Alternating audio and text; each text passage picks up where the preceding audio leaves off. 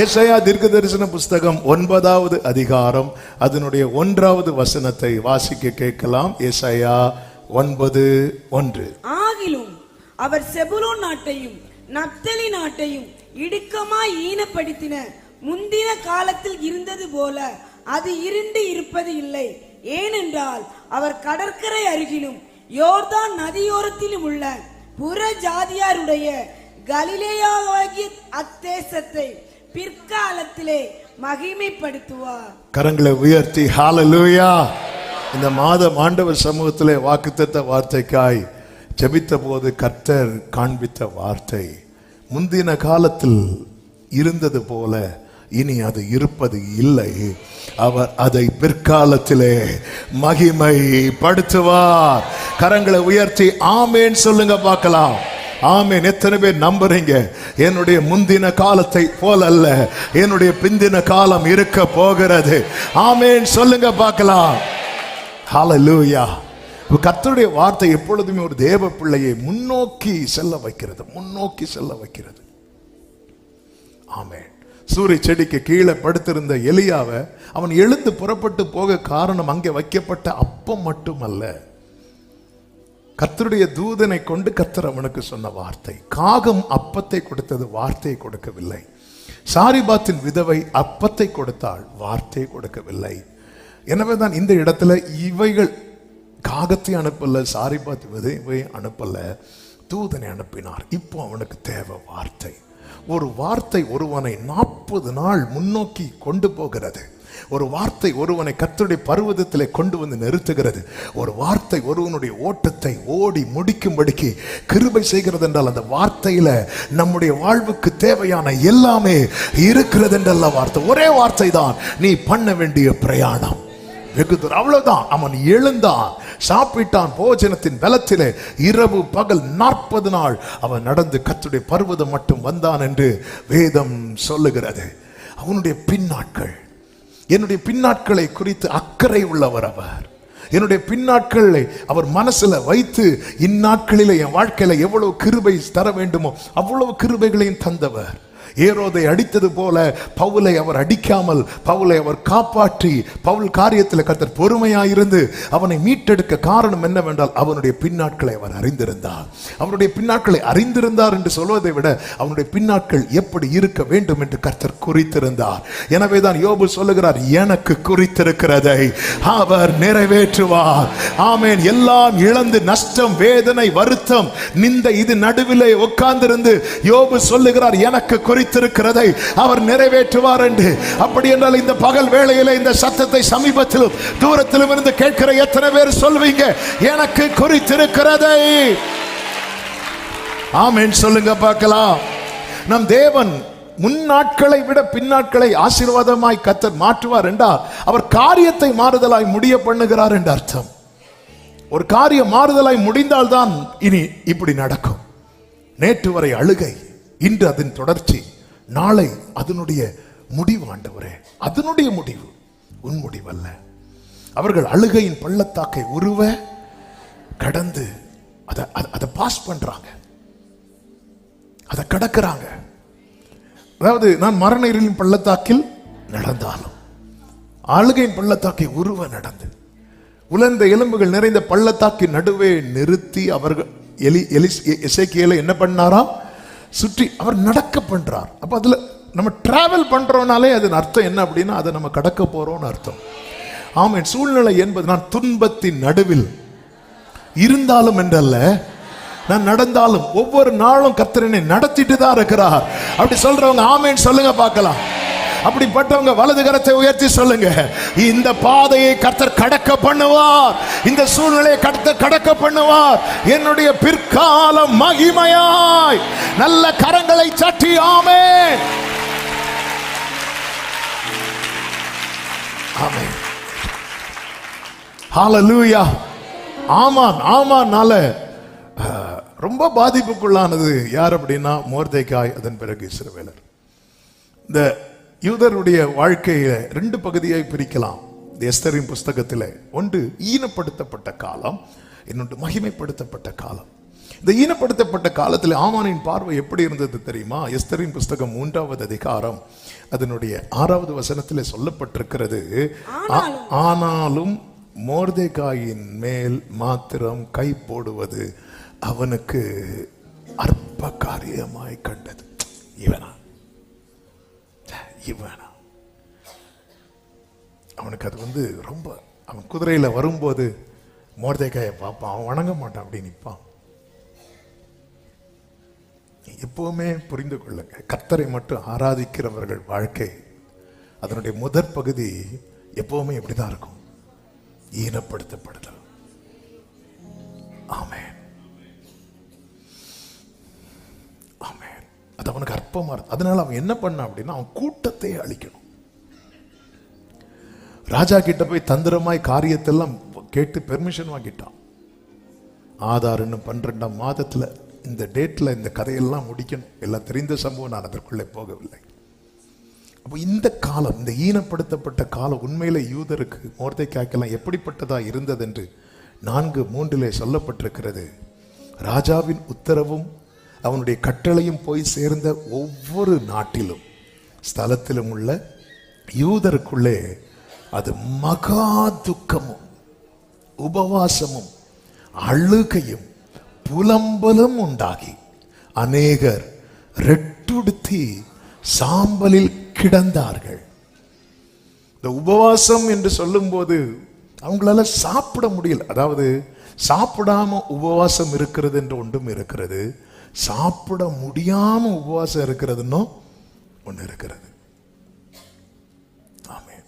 எப்படிங்க மகா துக்கம் எங்க இருக்குதோ அங்க சாப்பாடுலாம் இறக்காது. அழுகை, புலம்பல், இந்த ஈனப்படுத்தப்பட்ட காலம் அப்படித்தான் இருக்கிறது. அப்போ எல்லாருடைய பார்வை எப்படி இருக்கும் தெரியுமா? அந்த காலத்துல எல்லாருடைய பார்வை எப்படி இருந்திருக்கும் தெரியுமா? நல்ல வேளை நான் யாரா இல்ல, யூதனா இல்ல, நல்ல வேலைப்பா நான் உங்க கூட போகல. இப்படிதான் இருக்கும். நல்ல வேளை நான் யோசேப்பா இல்ல, நல்ல வேளை நான் தாவீதா இல்ல. ஈனப்படுத்தப்பட்ட காலம் என்பது நமக்கு அழுகை, வேதனை இருக்க மறுபுறம். யோபுவின் நண்பர்கள் மனசில் என்ன நினைச்சிருப்பாங்க தெரியுமா? நல்ல வேளை நான் யாரா இல்ல, யோபுவா இல்ல. ஆமென். நீயும் அவரோடு இருந்தவர்களில் ஒருவன் தானே என்று பேதுருவை கேட்டபோது பேதுரு இல்லை என்றான். ஆனால் அதே பேதுரு பெந்தேகோஸ்தே நாள் அவர் உயிர் தெழுந்த பிறகு கர்த்தருடைய மகத்துவத்தை கண்ணார கண்டவன். பாருங்க, ஒரு காலம் ஈனப்படுத்தப்பட்ட காலத்திலே ஆமென் அறிந்தவன் கூட அறியவில்லை என்று முகத்தை திருப்புகிறான். அது மகா துக்கமான காலம். யூதர் எல்லாரும் அந்த யூதர் அப்படிதான் பார்ப்பாங்க, அற்பமா தான் பார்ப்பாங்க. சாக போறான், அழிய போறான், அழிய போறான், அழிய போறான். உனக்கு ஒரு விஷயம் தெரியும், ஆமா நீ யாரு? நான் யூதன். நீ யூதனா? உன் கதை முடிய போகுதுப்பா. நீ யூதனா? ஆமென். ஆனால் கர்த்தர் என்ன செய்தார் என்று வேதம் சொல்லுகிறது, அவர் காரியத்தை மாறுதலாய் முடிய பண்ணினார். இதனால என்னாச்சு தெரியுமா? எஸ்தரின் புஸ்தகம் 6வது அதிகாரம் 11-12 வசனங்களிலே பார்க்கும்போது வாசியுங்கள். அப்படியே ஆமான் வஸ்திரத்தையும் குதிரையையும் கொண்டு போய் மொர்தெகாயை அலங்கரித்து அவனை குதிரையின் மேல் ஏற்றி நகர வீதியில் உலாவும்படி செய்து, ராஜா கனம் பண்ண விரும்புகிற மனுஷனுக்கு இப்படியே செய்யப்படும் என்று அவனுக்கு முன்பாக கூறினார். பின்பு மொர்தெகாய் ராஜாவின் அரமனை வாசலுக்கு திரும்பி வந்தான். ஆமானோ வென்றான், சஞ்சலப்பட்டு முக்காடிட்டு கொண்டு தன் வீட்டுக்கு தீவிரித்து போனான். நேற்று வர குதிரையில ஆமான் போய் மொர்தெகாய இப்படி அற்பமா பார்த்துட்டு போறான். இந்த கர்த்தர் மகிமைப்படுத்தும் வேளை வரும்போதுதான் அங்க புஸ்தகம் திறக்கப்படுகிறது. ஆமான்டையே ராஜா சொல்றாரு, நீ அவனை குதிரையில ஏத்து. ஆமென், ஹல்லேலூயா. இப்ப உண்மையிலேயே இது தேவ திட்டம். ஆனா அதுக்கு கர்த்தர் யாரை யூஸ் பண்றாரு தெரியுமா? ஆமா, இயேசு சிலுவையில் அறையப்பட வேண்டியது பிதாவினுடைய திட்டம். யாரை யூஸ் பண்ணார் தெரியுமா? அவன் ஒரு கிஸ் பண்ணிட்டு ஓடிட்டான். ஆமென். ஏரோது பிலாத்தை யூஸ் பண்ணார். பைபிள் அழகா சொல்லப்பட்டிருக்கு பாருங்க. அப்போஸ்தல நடபடிகள் 4வது அதிகாரம் அதனுடைய 27, 28 வாசிங்க. அந்தபடி உம்முடைய கரமும் உம்முடைய ஆலோசனையும் முன் குறித்தவைகள் யாவையும் செய்யும்படி ஏரோதும் பொந்தியு பிலாத்தும் புற ஜாதிகளோடும் இஸ்ரவேல் ஜனங்களோடும் கூட நீர் அபிஷேகம் பண்ணின உம்முடைய பரிசுத்த பிள்ளையாகிய இயேசுவுக்கு விரோதம். ஏரோதும் பொந்தியு பிலாத்தும் எதுக்கு கூட்டம் கூடுறாங்களாம்? உம்முடைய கரமும் உம்முடைய ஆலோசனையும் முன் குறித்தவைகள் யாவையும் செய்யும்படிக்கு. ஆமென்.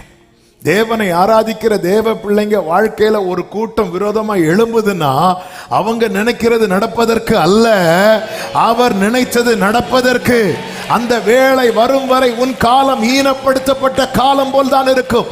அந்த வேளை வந்தபோது வேதம் சொல்லுகிறது, மொர்தெகாய் குதிரை மேல பயணிக்கிறான், ஆமோனோ வென்றால் முக்காடிட்டு கொண்டு அவன் தீவிரமா வீட்டுக்கு போறான். 8வது வசனத்திலே சொல்லப்பட்டிருக்கிறது, 8வது அதிகாரம் 16வது வசனத்திலே சொல்லப்பட்டிருக்கிறது, இவ்விதமா யூதருக்கு வெளிச்சமும் மகிழ்ச்சியும் களிப்பும் கனமும் உண்டானது. அன்று ஈனப்படுத்தப்பட்ட காலத்திலே அங்கே என்ன உண்டானது? மகா துக்கம், புலம்பல், உபவாசம். ஆனால் கர்த்தர் மகிமைப்படுத்தின போது என்ன உண்டானது? வெளிச்சம், மகிழ்ச்சி, களிப்பு, கனம் உண்டாயிற்று. எத்தனை பேர் நம்புறீங்க என் வாழ்க்கையில இப்படி ஒரு மாறுதலை என் கர்த்தர் தர வல்லவராயிருக்கிறார்? அன்று ஈனப்படுத்தப்பட்ட காலத்திலே எல்லாரும் யூதரை பார்த்து என்ன சொல்லுவாங்கன்னு சொன்ன? நல்ல வேளை நான் யாரா இல்ல. ஆனா கர்த்தர் மகிமைப்படுத்தின போது என்ன உண்டானது தெரியுமா? எஸ்தரின் புஸ்தகம் அதனுடைய 8வது அதிகாரம் 17வது வசனத்தை வாசியுங்கள். ராஜாவின் வார்த்தையும் அவனுடைய கட்டளையும் போய் சேர்ந்த எல்லா நாடுகளிலும். நானே வாசிக்கிறேன். எல்லா பட்டணங்களிலும் யூதருக்குள்ளே அது மகிழ்ச்சியும் களிப்பும் விருந்துண்டு கொண்டாடும் நல்ல நாளுமா இருந்தது. யூதருக்கு பயப்படுகிற பயம் தேசத்து ஜனங்களை பிடித்ததினால் அவர்களில் அநேகர் யூத மார்க்கத்தில் அமைந்தார்கள். ஆமென். கர்த்தர் உன்னை இந்த ஈனப்படுத்தப்பட்ட காலத்திலே உனக்கு அறிமுகமானவர்கள் கூட உன்னை விட்டு விலகினார்கள். ஆனால் கர்த்தர் உன்னை மகிமைப்படுத்தும் போது அநேகர் உன் மூலமாய் கிறிஸ்துவுக்குள்ளே. எத்தனை பேர் இந்த வார்த்தையை எனக்கான ரேமாவாக எடுத்துக் கொள்ளுகிறீர்கள்? எனவேதான் சகரியா 8:23 சொல்லப்பட்டிருக்கிறது, ஆமென், அந்நாட்களிலே பலவித பாஷைக்காரராகிய புற ஜாதியாரில் 10 மனுஷர் ஒரு யூதனுடைய வஸ்திர தொங்கலை பிடித்துக் கொண்டு தேவன் உங்களோட இருக்கிறார் என்று கேள்விப்பட்டோம், ஆகையால் உங்களோட கூட போவோம் என்று சொல்லி அவனை பற்றி கொள்வார்கள் என்று சேனைகளின் கர்த்தர் சொல்லுகிறார். இன்னைக்கு அறிமுகமானவர்கள் கூட வரல. அவங்கெல்லாம் அறியணும், அவங்கெல்லாம் கேள்விப்படணும். என்ன கேள்விப்படணும்? நம்ம ஒருத்தங்களை ஒதுக்கி வச்சோம் பாரு, நம்ம ஒருத்தங்களை அற்பமா நினைச்சோம் பாரு, அவங்க கூட கர்த்தர் இருக்கிறார். கேள்விப்படணும். அப்ப இன்னொருத்தங்க கேள்விப்படணும்னா நம்ம வாழ்க்கையில சில காரியங்கள் நடந்தே ஆகணும். அதுதான் என்ன? ஆண்டவரே, பிற்காலத்தில் மகிமைப்படுத்துவேன் என்று சொன்னீரே அப்பா. இதுதான் இயேசு ஜெபிக்கிறார். உம்முடைய குமாரன் உம்மை மகிமைப்படுத்தும்படிக்கு நீர் உமது குமாரனை மகிமைப்படுத்தும். இந்த வார்த்தையை வைக்கும் போது எதுக்காக உன் பின்னாட்கள்ல இப்படி தேவைன்னா, ஆண்டவரே, என் கூட்டத்துல நிறைய பேர் உங்ககிட்ட வரணும், அநேகர் வரணும். இஸ்ரவேலர்கள் எகிப்தில் எவ்வளவு ஒடுக்கப்பட்டார்கள் தெரியுமா? ஆனால் கர்த்தர் அவர்கள் கட்டுகளை அவிழ்த்து வெளியே கொண்டு வரும்போது அநேகர் அவங்க கூட புறப்பட்டார்களாம். அவங்களாம் பார்க்கணும். யோபுவை தேடி அவ்வளவு சொந்தக்காரங்களும் நண்பர்கள் எல்லாம் திரும்ப வர்றதுக்கு காரணம் என்னன்னா, அவன் வாழ்க்கையில கர்த்தர் என்ன செய்தார் தெரியுமா? எல்லாவற்றையும் ரெண்டத்தனையாய் கொடுத்து அவன் ஈனப்படுத்தப்பட்ட காலத்துக்கு பதிலாக, ஆமென், அவனை கர்த்தர் மகிமைப்படுத்தினார். இத பார்க்கணும். சவுல் கொன்றது 1000, தாவீது கொண்டது 10000 என்று எல்லாரும் தாவீதை கொண்டாடவும் அநேகர் தாவீதை பற்றி கொள்ளவும் காரணம் என்ன? கர்த்தர் மகிமைப்படுத்தினார். கோலியாத்தை இடத்திலே தாவீது யுத்தத்துக்காக போகும்போது கோலியாத் சுற்றிலும் பார்த்து தாவீதை பார்த்து அசட்டை பண்ணினானா. உன் வாழ்க்கையில் ஒரு ஜெயம் கிடைக்கும் வரைக்குதான், உன் வாழ்க்கையில் ஒரு கிரியை நடக்கும் வரைக்குதான், உன் வாழ்க்கையில கர்த்தருடைய வல்லமை விளங்கும் வரைக்குதான். ஆமென். என்னைக்குமே இப்படி பார்க்க ஆரம்பிக்கணும். இன்னைக்கு நான் நிந்தைக்குள்ளானேன், உண்மைதான். இன்னைக்கு நான் பரியாசத்துக்குள்ளானேன், உண்மைதான். இன்னைக்கு நான் செத்தவனை போல எல்லாராலும். நல்ல கவனிங்க, தாவீதுனுடைய லைஃபை பார்த்தீங்கன்னா, தாவீது உயிரோடு இருக்கும்போது அவன் செத்தவனை போல மறக்கப்பட்டான். ஆனால் தாவீது செத்த பிறகு அவன் இன்னைக்கு நினைவு கூறப்படுகிறான் என்றால் கர்த்தர் அவன் லைஃபை எப்படி மகிமைப்படுத்தி இருக்கிறான். எல்லாத்துக்குமே தாவீதுக்கு பேர் வச்சிட்டார். எல்லாத்துக்குமே தாவீதுக்கு பேர். தாவீதின் திறவுகோல், தாவீதின் நகரம், தாவீதின் பட்டணம், தாவீதின் கூடாரம். ஆமென். தாவீதின் சிங்காசனம், தாவீதுக்கு ஒரு விளக்கு. எல்லாத்திலுமே தாவீது தாவீது தாவீது. ஆனா அதே தாவீது ஈனப்படுத்தப்பட்ட காலத்துல அவன் 30 வயதுக்குள்ளேயே அவனை எப்படி மறந்துட்டாங்க அப்படின்னா, செத்தவனை போல, செத்தவனை போல. ஆமென்.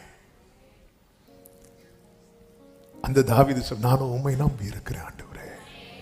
நாள் வந்தது, மறந்த அத்தனை பேரும் தாவீதை தேடி வராங்க, தாவீதை தேடி வராங்க.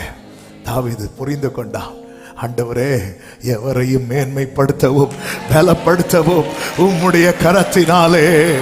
நல்ல கரங்களை தட்டி ஆமென் என்று சொல். ஹalleluya, ஹalleluya, ஹalleluya. என் காலமும் கரத்தில் என்று அறிவே, நீரே என் நம்பிக்கை என்று நான் சொல்வேன். என் காலம், ஓ நீரே என் நம்பிக்கை என்று நான் சொல்வேன். நீர் வர இன்னும் நான் காத்திருப்பேன், உம் நன்மை கண்டு நான் மகிழ்வேன். நீர் வர, ஆமென், உம் நன்மை கண்டு. சேர்ந்து பாடுவோமா? நானோ கர்த்தாவே, நானோ கர்த்தாவே, உம்மை நம்பியுள்ளே, நீரே என் தேவன் என்று சொன்னேன். அநேகர் சொல்லும் ஆமென், ஆனாலும் உம்மை நம்பியுள்ளே. ஹalleluya. அநேகர்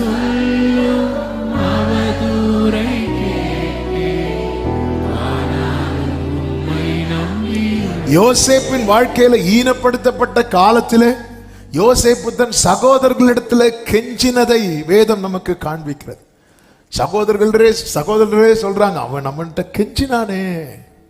சகோதரர்கள் எப்படி கெஞ்சிருப்பான், உயிருக்காக இப்படி கை நீட்டி கெஞ்சிருப்பான்.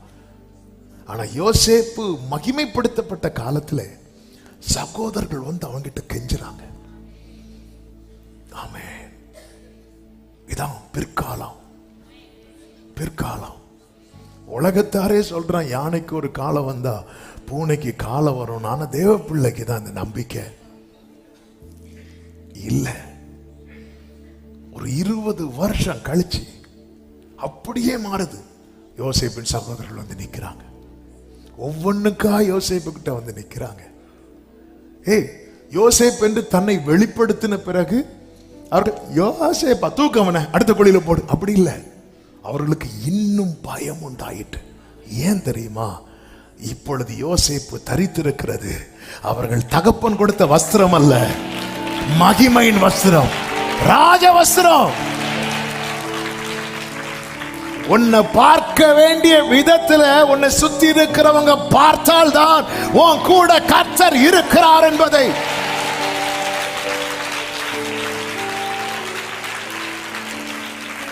ஆமென். ஹalleluya. யோசேப்புக்கு கர்த்தர் அவன் லைஃப்ல 2 காலம், ஈனப்படுத்தப்பட்ட காலம், மகிமைப்படுத்தப்பட்ட காலம். தாவீது பாருங்க, கோலியாத்தை சுற்றிலும் பார்த்து, இதை பல முறை பேசி இருக்கிறதுனால அதுக்குள்ள போகல. கோலியாத்தை இப்படி சுற்றி பார்த்துட்டு யாருப்பா யாரோ வந்தாங்கன்னு சொன்னாங்க. தாவீது கூட்டு, ஹலோ நீயா? அவனை அசட்டை பண்ணினானா, தடியோட வந்து நிக்கிறான், அசட்டை பண்ணினான். ஆனா அதே நாள்ல கர்த்தர் தாவீதை எங்க நிக்க வச்சார் தெரியுமா? கோலியாத்துக்கு மேல. இதுதான் தேவனுடைய செயல். உயர்ந்தவனை தாழ்த்தி தாழ்ந்தவனை உயர்த்துகிறவர், எளியவனை குப்பையிலிருந்து எடுத்து பிரபுக்களோடு உட்கார வைத்து. தேவ பிள்ளைகளே, நம் தேவன் யார் என்பதை புரிந்து கொள்ள வேண்டும். உபத்திரவப்படுகிறவனுடைய உபத்திரவத்தை அற்பமா எண்ணாமலும் அவனுக்கு தம்முடைய முகத்தை மறைக்காமலும் இருக்கிறவர். அவன் ஈனப்படுத்தப்பட்ட காலத்திலே கர்த்தருடைய விசேஷித்த கிருபையும் பார்வையும் அவன் மேல இருக்கிறது. எதற்கு தெரியுமா? அவனை கர்த்தர் மகிமைப்படுத்த.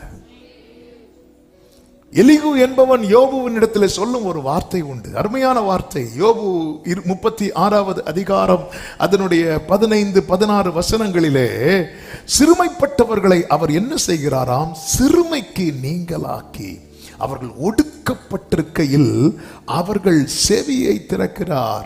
சொல்லிவிட்டு அடுத்த வார்த்தை, அப்படியே அவர் உம்மையும். அவருடைய கேரக்டர் என்ன தெரியுமா? கர்த்தர் யார் தெரியுமா? சிறுமைப்பட்டவர்களை சிறுமைக்கு நீங்களாக்குவார். அவர் சிறுமைப்பட்டவர்களை சிறுமைக்கு நீங்களாக்குவாரா? ஆக்குவார். அப்படியே எனக்கு செய்வார். தேவன் யார்? ஜெபத்தை கேட்கிறவரா? கேட்கிறவர். ஏன் ஜெபத்தையும் கேட்பார். தேவன் யார்? நெருக்கத்திலிருந்து விசாலத்தில் கொண்டு வருகிறவரா? கொண்டு வருகிறவர். ஏன் நெருக்கத்திலிருந்து விசாலத்தில் கொண்டு வருவார். தேவன் யார்? எளியவனை குப்பையிலிருந்து உயர்த்துகிறவரா? என்னை உயர்த்துவார். அப்படியே அவர் உம்மையும். சொல்லிவிட்டு அடுத்த வார்த்தை, உம்முடைய போஜன பந்தி ஆமென் கொழுமையான பதார்த்தங்களால் நிறைந்திருக்கும். அதுல ஒரு வார்த்தையை பார்த்தீங்களா? அப்படி அவர் உம்மையும் நெருக்கத்து நின்று விலக்கி. அடுத்த வார்த்தை, ஒடுக்கமில்லாத விசாலம். எல்லாரும் இந்த வார்த்தையை கன்ஃபஸ் பண்ணுங்க, சொல்லுங்க, ஒடுக்கமில்லாத விசாலம். எல்லாரும் சொல்லுங்க பார்க்கலாம், ஒடுக்கமில்லாத விசாலம். எல்லாரும் சத்தமா சொல்லுங்க பார்க்கலாம். வலது கரத்தை உயர்த்தி சொல்லுங்க பார்க்கலாம். அதன் அர்த்தம் என்ன? ஒரு இடத்துல இருந்து இன்னொரு இடத்துக்கு போறோம். ஒரு இடத்துல ஒரு பிரச்சனை இருக்கு, இன்னொரு இடத்துல போனாங்க வேற பிரச்சனை. யோசேப்புக்கு வீட்டுல யாரு பிரச்சனை? போர்த்திபார் வீட்டுல. அப்போ பிரச்சனை இருக்கு. அப்போ அந்த இடத்துல என்ன இருக்குன்னா ஒடுக்கம் இருக்கு. ஆனால் கர்த்தர் அவனை ஒடுக்கம் இல்லாத ஒரு விசாலத்துல வைப்பார் பாருங்க. அதன் பிறகு பிரச்சனைகள் எல்லாம் யோசேப்பால சால்வ் தான் ஆகுதே தவிர, யோசேப்பை கர்த்தர் எங்க கொண்டு வைத்தார் தெரியுமா?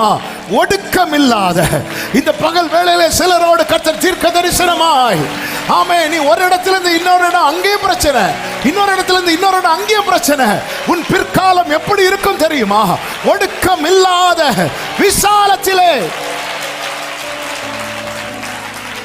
ஹல்லேலூயா, ஹல்லேலூயா. எத்தனை பேர் விசுவாசிக்கிறீங்க? ஒரு பிரச்சனையில இருந்து இன்னொரு பிரச்சனை, வார்த்தை அப்படியே எடுத்துக்கொள்ளணும், அப்படியே ஏற்றுக்கொள்ளணும். ஹல்லேலூயா, ஆமென். சொல்லுங்க பார்க்கலாம். கர்த்தர் செய்ய நினைத்தது ஒண்ணு கர்த்தரால மட்டும்தான் அது கூடும். அவர் தான் பார்த்து சொல்ற. ரொம்ப கஷ்டப்பட்டுட்டான்பா செபுலோன், நப்தலி, இவங்களாம் ரொம்ப கஷ்டப்பட்டாங்க.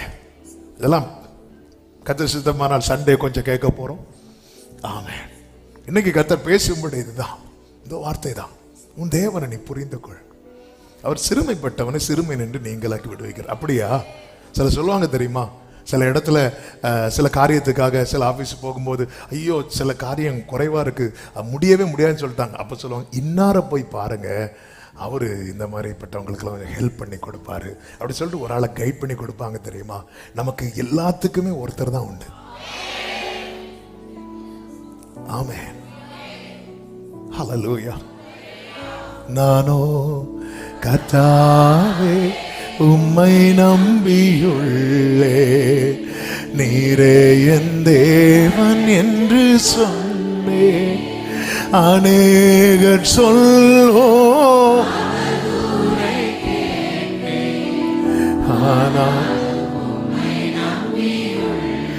ஆமென். ஒடுக்கமில்லாத சில பிரச்சனை, ஒரு பிரச்சனையிலிருந்து வெளியே வந்த பாடா முடிஞ்ச இங்க வேற. யோசேப்பு மகிமைப்படுத்தும் காலம் வரும் வரைக்கும் அவன் போற இடத்துல ஒரு ஒடுக்கம் இருந்து கொண்டே இருந்தது. அதனால அதுதான் ஒரே லைன்ல பைபிள்ல சொல்லப்பட்டிருக்கும், அவன் விலங்கிடப்பட்டு. 105வது சங்கீதத்துல அருமையா இந்த வார்த்தை இருக்கும் பாருங்கள். அவன் விலங்கிடப்பட்டு கொண்டு போகப்பட்டான். 105வது சங்கீதம். கர்த்தருக்கு மகிமை உண்டாவதாக. வாசிங்க. அவன் கால்களை விலங்கு போட்டு ஒடுக்கினார்கள். அவன் பிராணன் இரும்பில் அடைப்பட்டு இருந்தது. நல்ல கவனிச்சீங்கன்னா தெரியும், கர்த்தர் சொன்ன வார்த்தை நிறைவேறும் அளவு, அது நிறைவேறது வரைக்கும், அது நிறைவேறும் டைம்ல என்ன நடக்குது பாருங்க. 20வது வசனம். ராஜா ஆள் அனுப்பி அவனை கட்டவிழ்க்க சொன்னான். அவனை கட்டு அவிழ்க்க. அப்ப இந்த கட்டோடு தான் எல்லா இடத்துலயும் இருக்கிறான். சிலர் லைஃப் உங்களுக்கான காலம் வர, நீங்க அவன் குழியில இருந்தான், கட்டோடு தான். இஸ்மாயிலரோட பயணி டிராவல்ல இருந்தான், கட்டோடு தான். ஜெயில திருப்பி போறான், கட்டோடு தான். போர்த்திபார் வீட்டு அங்கேயும் ஒரு கட்டு இருக்கு, திருப்பி ஜெயில் அங்கேயும் ஒரு கட்டு இருக்கிறது. பல இடத்துல போய் இருந்தாச்சு, ஆனா ஒரு கட்டு இருந்துட்டே இருக்கு, ஒரு கட்டு இருந்துட்டே இருக்கு. எது வரைக்கும் தெரியுமா? அந்த வார்த்தை நிறைவேறும் காலம் வரைக்கும். அதுதான் ஒடுக்கமில்லாத. ஒடுக்கமில்லாத. எத்தனை பேர் நம்புறீங்க? கர்த்தர் குறித்த காலம் வரும்போது ஒடுக்கமில்லாத, glory, glory, ஒடுக்கமில்லாத விசாலம். அதான் யோபு சொல்ற, தேவரீர் சகலத்தையும் செய்ய வல்லவர், நீர் செய்ய நினைத்தது. அதனாலதான் சிலர் பாருங்க இடத்தை மாத்தி பார்ப்பாங்க, இடத்தை மாத்தி பார்ப்பாங்க, வேலையை மாத்தி பார்ப்பாங்க, சிலர் பேரை கூட மாத்தி பார்ப்பாங்க. ஆமென். உங்களுக்கே தெரியுது உங்க பேர் எவ்வளவு பெரிய பிரச்சனை. பேரை கூட என்னெல்லாம் மாத்தலாம், நல்லதுதான். யோபு சொல்றார், சார் யோசேப்பு சொல்ற, நீ வாழ்ந்திருக்கும் போது என்ன, எத்தனையோ பேட்ட யோசேப்பே சொல்றேன்னா நம்ம சொல்ல மாட்டேங்கிறோம். சொல்லுவோம்ல நிறைவேற்ற எப்படியாவது யார்ட்டையாவது. ஆண்டவர் விடவே இல்லை. இங்கே பாரு, யோசேப்பு அவன் நினைச்சாலும் உனக்கான காலம் வர வரைக்கும் ஒருவேளை இந்த பானபாத்திரக்காரன் ராஜாட்ட சொல்லி உன்னை வெளியே கொண்டு வந்தாலும் நீ எதுல தான் இருப்ப தெரியுமா? கட்டுல தான். ஒரு ஒடுக்கப்படுகிற கட்டு ஒன்றுக்குள்ள இருந்துட்டு தான் இருக்கும். ஆமாம். அந்த கட்டு போனதுக்கு அப்புறம் யோபு லைஃப்ல அந்த கட்டு போகுது பாருங்க. வேதம் சொல்லுங்க 4 தலைமுறைக்கு, 4 தலைமுறை நெடுநாள் உயிரோடு இருந்து. ஆமே. அதன் பிறகு அந்த ஒடுக்கம் அவன் லைஃப்ல சாத்தானே இல்லை. அதுக்கப்புறம் அவன் லைஃப்ல அவன் அப்படி ஒரு லைஃப் சிலர் சொல்லுவாங்க தெரியும், இவங்க என்ன பண்ணாலுமே பிரச்சனையில தான் முடியும். சிலர் அப்படிப்பட்ட கிருபை பெற்றவங்க இருக்கிறாங்க, அவங்கள சொல்லலை. சிலப்பவங்க இவங்க என்ன எதுல கை வச்சாலுமே பிரச்சனை, வேற யாரு பண்ணாலும் ஈஸியா முடிஞ்சிடும், இவங்க பண்ணா பெரிய நெருக்கம். ஒடுக்கம் இல்லாத விசாலத்திலே உம்முடைய போஜன பந்தி கொழுமையான பதார்த்தங்களால் நிறைந்திருக்கும். யார்கிட்ட சொல்றார் தெரியுமா இந்த வார்த்தையை? நேற்று கொஞ்சம் மெடிடேட் பண்ணும்போது எப்படி இருந்திருக்கும் யோபுவுக்கு? ஓங்கி ஒரு குத்து கொடுக்கணும் போல இருக்கும். ஏன்னா யோபு இப்போ எதனால நிறைந்திருக்கிறான் தெரியுமா? பருக்களால் நிறைந்திருக்கிறான். பருக்களால் நிறைந்திருக்கிறவன்ட்ட கொழுமையான பதார்த்தத்தால் உன் பந்தி நிறைந்திருக்கும் சொன்னா ஆமேன் சொல்லறதுக்கு ரொம்ப கஷ்டம். நம்முடைய நிலைமை என்பது நம்மை நோக்கி வருகிற வார்த்தை ஆனாலும் ஆமேன் சொல்ல கஷ்டமா தான் இருக்கும். ஆனாலும் நீ ஒரு ஆமேன் சொல்லி பாரு, நீ நம்பி பாரு, இது எல்லாமே மாறும். ஈனப்படுத்தப்பட்ட காலம் போய் மகிமைப்படுத்தப்படும். எத்தனை பேர் நம்புறீங்க? ஹல்லேலூயா. அவர் சிறுமைப்பட்டவனுடைய கூப்பிடுதலை மறவாதவர். சிறுமைப்பட்டவர்களுடைய நம்பிக்கை கெட்டு போவதில்லை என்று வேதம் சொல்லுகிறது. அந்த நம்பிக்கை கெட்டு போக விட மாட்டார், கெட்டு போக விட மாட்டார், கெட்டு போக விட மாட்டார். யோபுக்கு எல்லாமே கெட்டு போச்சு, ஆனா நம்பிக்கை மட்டும் கெட்டு போகல. எனக்கு குறித்திருக்கிறதை நிறைவேற்றுவார், எனக்கு தெரியும் அவர் என்னை சோதித்த அந்த நம்பிக்கை கெட்டு போக விடல. சிறுமைப்பட்டவர்களுடைய நம்பிக்கை கெட்டு போக விட மாட்டார். எனவே இந்த பகல் வேளையில ஆமென், கர்த்தர் எல்லாமே சேஞ்ச் ஆகும், எல்லாமே சேஞ்ச் ஆகும். ஒரு மலையாள பாட்டை நம்ம அடிக்கடி பாடுவோமே, ஒரு மழையும் தோராதிருந்திட்டில்ல, ஒரு காற்றும். திடீர்னு மழை அடிக்கும் பாருங்க, திடீர்னு புயல்லாம் அடிக்கும் பாருங்க. அது அடிக்கும் போது பிரச்சனை ஆனாலும் நமக்கு இது என்ன தெரியும் தெரியுமா? இது என்ன செய்யும்? ஓயம். சில இந்த கடல் ஓரத்துல எல்லாம் பெரிய புயல் வருகிறது, அப்படி வருகிறதுன்னு வரும்போது எல்லாரும் என்ன பண்ணுவாங்க தெரியுமா? வீட்டை காலி பண்ணி வெளியே போவாங்க, வீட்டை இடிச்சிட்டு போக மாட்டாங்க, வீட்டை காலி பண்ணிட்டு போவாங்க. அவங்களுக்கு என்ன தெரியும் தெரியுமா? இந்த புயல்லாம் ஓஞ்சதுக்கு அப்புறம் நம்ம திரும்பி அங்க எல்லாமே எல்லாத்துக்கும் ஒரு முடிவு இருக்கிறது. ஆமென். கர்த்தர் என்னை விலை கொடுத்து வாங்கி இருக்கிறார். ஆமென். ஊரில் ஒருவனும் வம்சத்தில் 2 பேருமா கர்த்தர் என்னை தெரிந்தெடுத்திருக்கிறார், என்னை பிள்ளையாக்கி இருக்கிறார். என் வாழ்க்கையில ஈனப்படுத்தப்பட்ட காலத்துக்கு என் தேவன் முற்றுப்புள்ளி வைத்து ஒடுக்கமில்லாத, இந்த வார்த்தை திரும்ப திரும்ப இருதயத்திலிருந்து வந்து கொண்டிருக்கிறது, ஒடுக்கமில்லாத விசாலம். எத்தனை பேர் நம்புறீங்க? ஒடுக்கமில்லாத. ஆமே. எனவேதான் தேவனை நோக்கி கூப்பிடுங்கள். சில நேரத்தில் ஒரு வசனம், அருமையான வசனம் பாருங்கள். ஏசாயா 8வது அதிகாரம் 17வது வசனத்திலே சொல்லப்பட்டிருக்கிறது, நானும் யாக்கோபின் குடும்பத்துக்கு தமது முகத்தை மறைக்கிற கர்த்தருக்காக காத்திருந்து அவருக்கு எதிர்பார்த்திருந்து. என்ன வார்த்தை பாருங்க. நான் யாருக்கு காத்திருக்கிறேன் தெரியுமா? முகத்தை மறைக்கிறவருக்கு நான் காத்திருந்து எதிர்பார்த்திருப்பேன். அதன் அர்த்தம் என்ன? ஆண்டவரே, நீங்க எனக்கு முகத்தை மறைச்சாலும் எனக்கு இன்னொரு ஃபேஸை தேட என்னால முடியாது. இப்படி இருக்கணும். சில நேரத்தில் கர்த்தர் முகத்தை மறைப்பார். ஆனா நம் தேவனை பத்தி நமக்கு நல்லா தெரிஞ்சிருக்கணும். நம் தேவன் எப்போ அவருடைய முகம் மறைக்கிற விஷயம் எவ்வளவு காலம்? இவை பொழுது ஒரு முகத்தை மறைச்சாரா அவ்வளவுதான். நம்ம என்னன்னு தெரியுமா? ஜெபித்து காரியம் நடக்கலையா, முகத்தை மறைச்சிட்டார், அவ்வளவுதான், முடிஞ்சு. வேற முகத்தை தேடுறோம். வேற முகத்தை தேடக்கூடாது. அப்படி வேற முகத்தை தேடின ஒருவன் உண்டு பைபிள்ல. யார் சொல்லுங்க பார்க்கலாம்? கரெக்டா சொன்னீங்க, சவுல். 1 சாமுவேல் 28வது அதிகாரம் அதனுடைய 5வது வசனத்திலே சவுல் பெலிஸ்தியரின் பாளையத்தை கண்டபோது பயந்தான், அவன் இருதயம் மிகவும் தத்தளித்து கொண்டிருந்தது. சவுல் கர்த்தரிடத்தில் விசாரிக்கும் போது கர்த்தர் அவனுக்கு சொப்பனங்களினாலாவது ஊரிமினாலாவது தீர்க்கதரிசிகளாலாவது மறு உத்தரவு அருளவில்லை. உடனே சவுல் என்ன பண்றான்? அப்பொழுது சவுல் தன் ஊழியக்காரரை நோக்கி, அஞ்சனம் பார்க்கிற ஒரு ஸ்திரீயை தேடுங்க. இப்ப சவுல் பண்ணது நியாயமா தான் நமக்கு தோணும். எப்படி தோணும்? அவன் முதல்ல கர்த்தர்ட்ட தான் கேட்டான், ஆனா கர்த்தர் ஒண்ணுமே சொல். அதனாலதான் நாங்க மந்திரவாதத்துக்கு போனோம், குறி சொல்ல போனோம், அஞ்சனம் பார்க்க போனோம். ஆனால் இங்க என்ன சொல்லப்பட்டிருக்கு? நானும் முகத்தை மறைக்கிற கர்த்தரை நோக்கி. நிறைய பேர் தேவனை விட்டு விலக காரணம் என்ன தெரியுமா? கொஞ்சம் அவர் ஏன் முகத்தை மறைத்தார் யோசிக்கணுமா வேண்டாமா? அவர் ஏன் முகத்தை மறைத்தார்? தாவீது பாவம் பண்ணதுக்கு அப்புறம் பலி செலுத்துகிறான். ஆனால் அந்த பலி அங்கீகரிக்கப்படவில்லை. ஆனால் தாவீது நினைச்சிட்டு இருந்தா பரவாயில்ல, ஆண்டவர் ஏற்றுக்கொண்டார் என்று. அவன் கர்த்தர் முகத்தை திருப்பிட்டார்.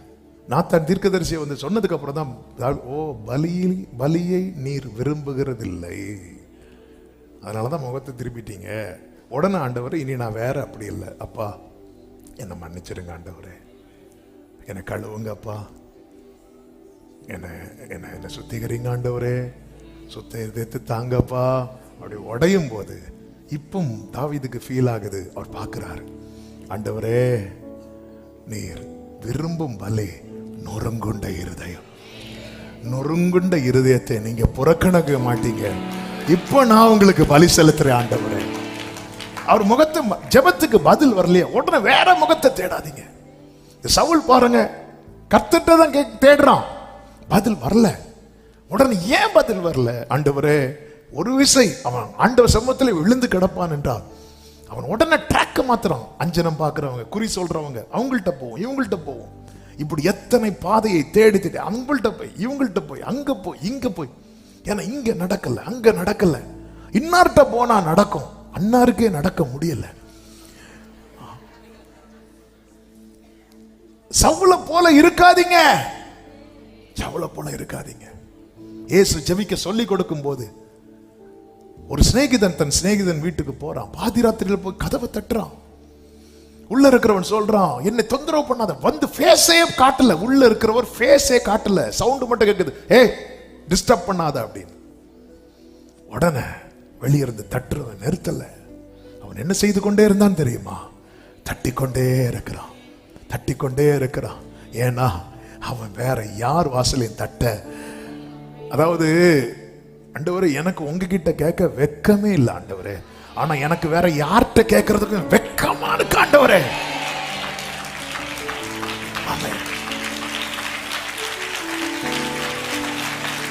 இப்படி வரணும் தேவ பிள்ளை. ஆண்டவரே எனக்கு உங்ககிட்ட கேட்கறதுக்கு வெக்கமே கிடையாது, ஆனா வேற யார்கிட்ட கேட்கறதுக்கு எனக்கு வெக்கமா இருக்குப்பா. ஹல்லேலூயா, ஆமென். நீங்க தான் ஆண்டவரே. உடனே உள்ள இருக்கிறவர் எழுந்து கதவை திறந்து, சில நேரத்தில் அவர் முகத்தை மறைக்கிறார். நீ என்ன பண்ற? கர்த்தர் நம்ம என்ன பண்றோம்னு பார்க்கிறதுக்காக இப்போ எனக்கு ஆமென். இயேசுவை பார்த்தீங்களா? பிதா முகத்தை மறைச்சார்ல, இப்படி பார்க்கிறாரு, இப்படி எத்தி பார்க்கிறாரு, தெரியல. உடனே பிலாத்துவை கூப்பிடுங்க அப்படி சொன்னாரா? இல்ல, அந்த முகத்தை மறைத்த பிதா கிட்ட சொல்றார், அப்பா உங்க கையில தான் என் ஆவியை நான் தரேன். இதுதான் தீர்க்க தரிசன வார்த்தை. நானோ இஸ்ரவேல் குடும்பத்துக்கு முகத்தை மறைக்கிறேன். ஏன்னா என் சிறுமையை கண்ணோக்கி பார்க்கவும் என்னை விடுவிக்கவும் அவரை தவிர வேற ஒருவரும் இல்லை, வேற ஒருவருக்கு முடியாது. எத்தனை சோதனைகள் வேதனையின் பாதைகள் இறங்கி வந்து என்னை மறைத்து நான் உண்டு என்றீரே. எத்தனை சோதனைகள் வேதனையின் பாதைகள் இறங்கி வந்து நான் உண்டு என்றீரே. உன் தகப்ப நான் கைகளை உயர்த்தி நன்றியோடு ஆயிரம் நாவிலும் நன்றி சொல்லி தீராதே.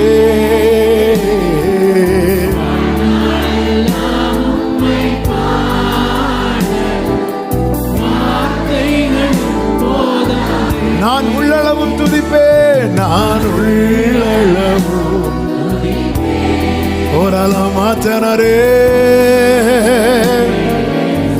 நான் உள்ளளவோ ஹல்லேலூயா. யோபு சொல்றாரு, என்னை கொன்று போட்டாலும் நான் உங்களை தான், எனக்கு வேற ஆப்ஷன் இல்லை. இந்த காரியத்தை நீங்க யார்கிட்ட கேட்க போறீங்க? Option A Jesus, option B Jesus, option C எல்லா ஆப்ஷன்லயும் ஒரே பேர் தான். இப்படி மட்டும் இருந்தீங்கன்னா, பைபிள்ல ஒரு வார்த்தை இருக்கும், நீ என்னை நம்பினபடியா. நீ என்னை நம்பிட்டல, அவர் என்னை ஒருபோது, நானோ யாக்கோபின் குடும்பத்துக்கு தமது முகத்தை மறைக்கிற. ஆமென். ஜெபத்துக்கு பதில் வரல, ஓகே, ட்ராக்க மாத்தாத, ட்ராக்க மாத்தாத. ஜெபத்துக்கு பதில் வரலையா? சிம்சோனை பாத்தீங்களா? அவனை விட்டு ஆவியானவர் விலகிட்டார், அவன் அகப்பட்டுட்டான். அதுக்கப்புறம் அவன் யாரை கூப்பிட்டான் தெரியுமா? அவர் தான் கூப்பிட்டான், ஆண்டவரே ஒரு விசை. ஒருத்தன் உடஞ்சிட்டான்னு வைங்கள, என்னை ரொம்ப தேட்டுகிற வார்த்தைகளில் உண்டு, நொறுங்குண்ட இருதயத்தை புறக்கணிக்க அவரால் முடியாது. புறக்கணிக்க மாட்டார், புறக்கணிக்க மாட்டார். நானோ யாக்கோவின் குடும்பத்துக்கு தமது முகத்தை மறைக்கிற கர்த்தருக்காக காத்திருந்து, எனக்கு தெரியும் இன்னைக்கு மறைச்சாலும் அவருடைய கோபம் ஒரு நிமிஷம், அவருடைய தயவு நீ என்ன பாப்பா, அவருடைய முகத்தை எனக்கு காட்டுவார். எத்தனை பேர் இந்த பகல் வேளையில நம்புறீங்க? அவருடைய முகத்தை எனக்கு காட்டுவார், அவருடைய முகத்தை எனக்கு காட்டுவார், அவருடைய முகத்தை எனக்கு காட்டுவார். அது போதும், என் லைஃப் மாறும். அவர் முகத்தை மட்டும் காட்டிட்டார்னா நானும் என் பிள்ளைகளும் அடையாளங்களாகவும் அற்புதங்களாகவும் இதோ காணும் கர்த்தர் எனக்கு கொடுத்த பிள்ளைகளும் சீயோன் பர்வதத்தில் வாசமாயிருக்கிற எனக்காக தம்முடைய முகத்தை காட்டின சேனைகளின் கர்த்தராலே அடையாளங்களாகவும் அற்புதங்களாகவும் இஸ்ரவேலிலே அடையாளங்களாகும். நீங்க உங்க தெருவை சொல்லுங்க, உங்க சொந்தங்கள் நடுவில் இன்னைக்கு ஆண்டவர் சில நேரத்தில் முகத்தை மறைக்கிறார். அந்த சிநேகிதன் போய் தட்டும் போது அந்த சிநேகிதன் போய், ஏன்பா அவர் தான் முகத்தையே காட்டலையே உனக்கு, எழும்பி வந்து கதவை திறந்து முகத்தை காட்டி இல்லைன்னு, முகத்தை காட்டின அவரால் இல்லைன்னு சொல்ல முடியாது. அதான் ஆண்டவர். அதனாலதான் தாவீது சொல்றார், என் முகத்தை தேடுங்கள் என்று சொன்னீரே, உம்முடைய முகத்தையே தேடுவேன் கர்த்தாவே. சங்கீதம் 27:8 என்று நினைக்கிறேன். என் முகத்தை 8-9 8 என் முகத்தை தேடுங்கள் என்று சொன்னீரே. அடுத்த வார்த்தை பாருங்கள், உம்முடைய முகத்தையே. அப்படின்னா ஆண்டவரே, நான் எங்க அப்பா முகத்தை தேட மாட்டேன், எங்க அம்மா முகத்தை தேட மாட்டேன், என் நண்பன் முகத்தை தேட மாட்டேன், என் சகோதரன் முகத்தை தேட மாட்டேன், என் ராஜாவின் முகத்தை தேட மாட்டேன், உம்முடைய முகத்தையே தேடுவேன் என்று என் இருதயம் உம்மிடத்தில். ஹல்லேலூயா. ஆண்டவர்ட்ட கர்த்தரிடத்தில் உங்க நிலைமையை சொல்லுங்க. புலம்பல் பாடின எரேமியா சொல்றாரு, புலம்பல் 1வது அதிகாரம் 9வது வசனத்தின் பிற்பகுதியில, கர்த்தாவே என் சிறுமையை பாரு. ஈனப்படுத்தப்படுதல்னா சிறுமைப்படுத்தப்படுதல். பகைஞன் பெருமை பாராட்டினானே, இதெல்லாம் பலி. கர்த்தர் மகிமைப்படுத்துவார் என நிச்சயம் இருந்தாலும் அந்த அந்த பாதையில பயணிக்கிறவர்களுக்கான வலி இது. ஆண்டவரே என் சிறுமையை பார். சத்துரு பெருமை பாராட்டுறான். ஆண்டவரே, உங்க நாமம் மகிமைப்பட வேண்டிய இடத்துல சத்துரு பெருமை பாராட்டுவதை என்னால தாங்க முடியல ஆண்டவரே. ஆமை, சத்துரு முனையற்று போய் நீர் மகிமைப்படும்படி என் சிறுமையை கண்ணோக்கி பார். அப்ப கொஸ்டின் பண்றாங்கப்பா. 16 நாட்கள் மரண படுக்கையில், கை கால் செயலிழந்த நிலையில படுக்கையில் இருந்தேன். நான் 1ஆம் வகுப்பு படிக்கும் போது 16வது நாள், அடுத்த நாள் எங்க அப்பாவுக்கு ஒரு கன்வென்ஷன். அந்த மீட்டிங்ல போய் செய்தி கொடுக்கணும். ஆண்டவர் சமூகத்தில் வார்த்தைக்காய் காத்திருந்த போது கர்த்தர் கொடுத்த வார்த்தை, நானே உன் பரிகாரி ஆகிய கர்த்தர். எங்க அப்பா அந்த வசனத்தை பிடிச்சிட்டு என் படுக்கை அறைக்கு வந்து முழங்கார் படிட்டு சொன்ன வார்த்தை, ஆண்டவரே நாளைக்கு போய் இந்த இடத்துல நீ பரிகாரின்னு சொல்லும் போது கொஸ்டின் பண்ணிட்டாங்கன்னா, கர்த்தர் பரிகாரின்னு ப்ரீச் பண்ற, உன் வீட்டில் இருக்கிறவனுக்கு நிலைமையை இப்படி இருக்கேன்னு கேள்வி கேட்டா எனக்கு பதில் இல்லை ஆண்டவரே. உங்க நாமம் அல்லவா தூஷிக்கப்படும், உங்க நாமத்தை மகிமைப்படுத்துங்கன்னு சொல்லி அவங்க கண்ணீரோடு ஜெபித்த போது அந்த 16 நாட்கள் அசைவற்று கிடந்த என்னை கர்த்தர் எழுந்து முழங்கார் படையிட கிருபை செய்தார். நான் இங்கே என் வார்த்தையை சுருக்க விரும்புகிறேன். நீங்க கேட்கிறது அவர் மகிமைக்கு என்கிற நம்பிக்கையை கொடுத்துட்டீங்கன்னு வைங்களேன், இமீடியட்டா நீங்க கேட்கிறது எதுக்கு கேட்கறீங்க, எதுக்கு கேட்கிறோம், நான் எதுக்காக கேட்கிறேன். அதனாலதான் இயேசு ஜெபிக்கிறார், உம்முடைய குமாரன் உம்மை மகிமைப்படுத்தும்படிக்கு நீர் உமது குமாரனை மகிமைப்படுத்தும். ஆண்டவர் 4 பேருக்கு முன்னாடி நான் தலை நிமிர்ந்து நிக்கணும்ப்பா, 4 பேருக்கு முன்னாடி கார்ல போய் இறங்கணும்ப்பா, அதுக்கெல்லாம் கேட்கல ஆண்டவரே. ஆமே, உங்க நாமத்தை நிமித்தம் அதை வச்சு நிறைய பேர் அற்பமா பார்த்தாங்க, நிந்தித்தாங்க.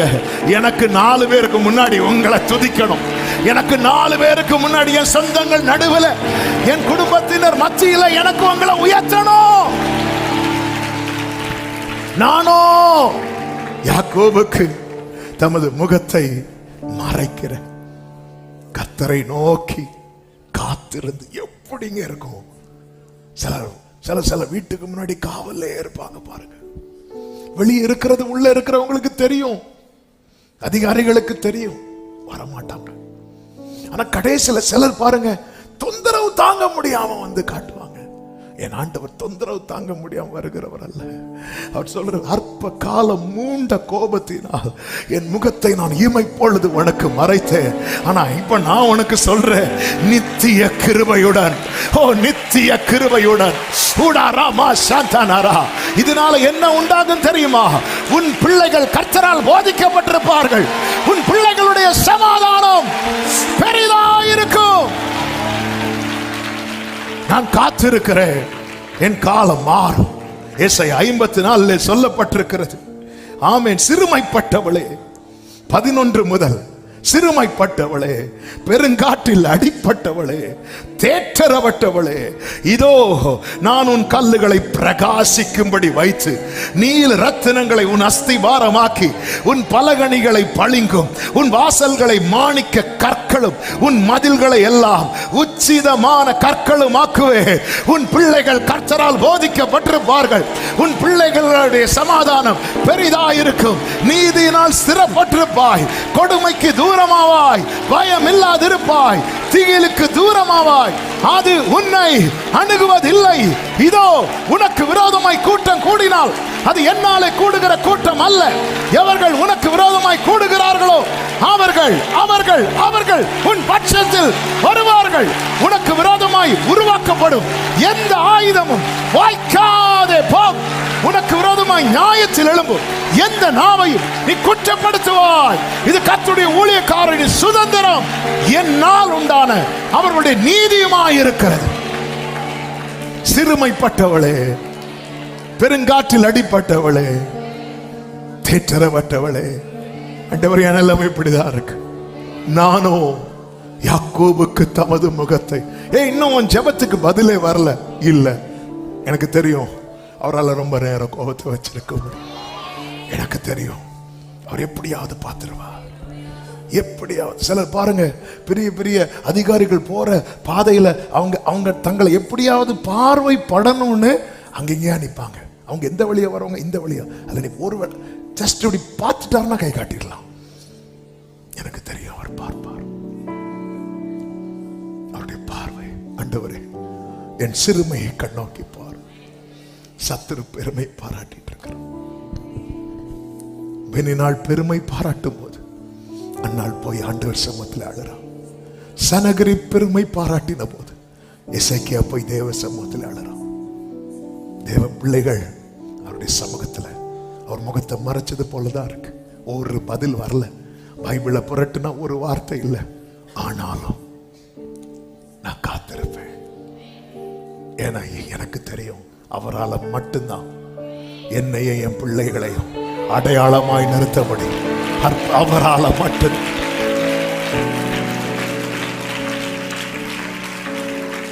ஆமென். யோபு சொல்லுகிறார் 10வது அதிகாரம் 15வது வசனத்தில், நீர் என் சிறுமையை பார்த்தருளும், அது அதிகரிக்கிறது. அது அதிகரிக்கிறது. அப்பா, டே பை டே கூடிட்டே இருக்குப்பா, கூடிட்டே இருக்குப்பா. கொஞ்சம் பாருங்க ஆண்டவரே. வேதம் என்ன சொல்லுகிறது தெரியுமா?